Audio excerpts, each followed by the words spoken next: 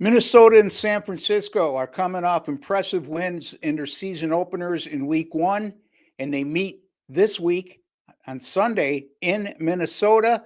And right now, the San Francisco 49ers are a 6.5 point favorite in that game.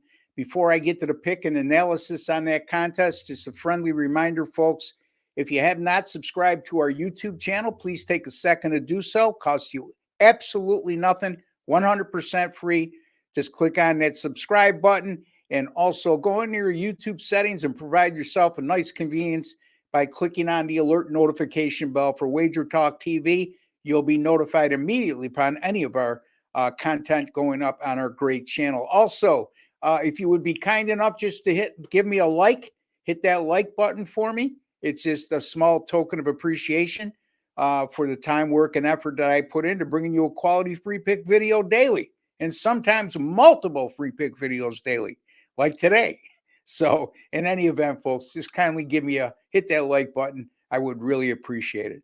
All right, let's get to the matter at hand. It's the 49ers and Vikings, 1 p.m. Eastern time, played at Minnesota. San Francisco, I said a 6.5 point favorite. They're actually 6, and the total in this game is 45.5. For you historians out there, by the way, Minnesota has gone 7-0 straight up and 6-1 against the spread in their last 7 home games against San Francisco. And that includes last year when the Vikings were a 7-point home dog and came away with a 22-17 win over the 49ers. As a matter of fact, San Francisco hasn't won at Minnesota since 1992. That's a span of 32 years. Again, I don't put a lot of stock in all of that. I'm more concerned with the head-to-head meetings maybe in recent times, like last year. But, it's worth noting.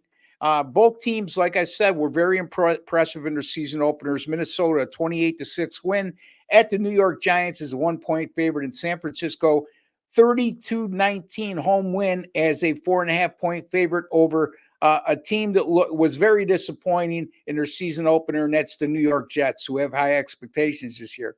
In any event, both won decisively, both covered easily, and each defense was extremely good in holding their opponents to less than 300 yards. Now, we never could ignore this fact.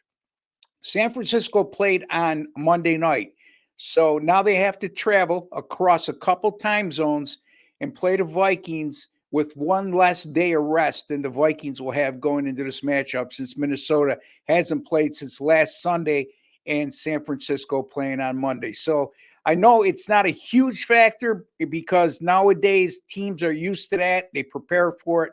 But by the same token, it's not something we can just cast aside in the handicapping equation on a specific game. San Francisco has the division rivals, the LA Rams, up next.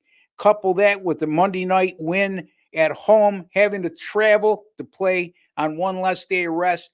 This is certainly a possible vulnerable spot for San Francisco. By the way, Kyle Shanahan, since he's taken over as head coach of San Francisco, they've struggled when playing games in a dome stadium. In that situation, the 49ers under Shanahan have gone 5-7 straight up and just 3-9 against the spread. Something, again, worth noting.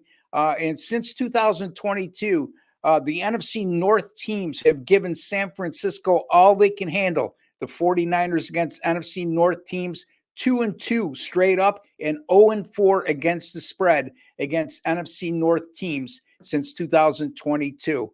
I have another very nice betting angle here on today's game, or Sunday's game, and it comes with a bunch of subsets, but still an angle that makes a lot of sense. Anytime you have an NFL home underdog like Minnesota, and they're a dog of between 2.5 and 8.5 points, they're coming off a non-division.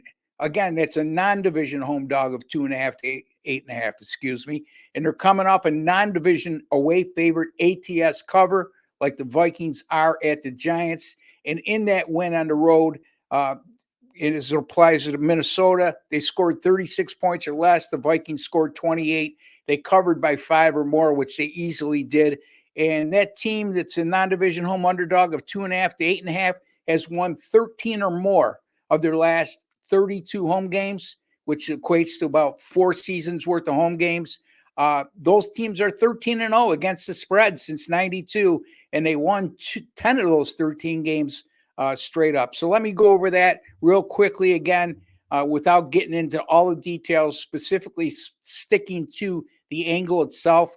Non-division NFL non-division home underdogs of between 2.5 and 8.5, coming off a non-division away favorite ATS cover, and they scored 36 points or less in that game. They also covered the contest by 5 points or more, and they have won 13 or more of their last 32 at home. Those teams, like Minnesota, in this exact situation, are 13-0 against the spread and 10-3 straight up since 1993. Don't forget also, folks, well, obviously, let me not leave this out. Obviously, I like the Minnesota Vikings here, plus the 6 over the San Francisco 49ers. Real nice spot, I think, for the Vikings.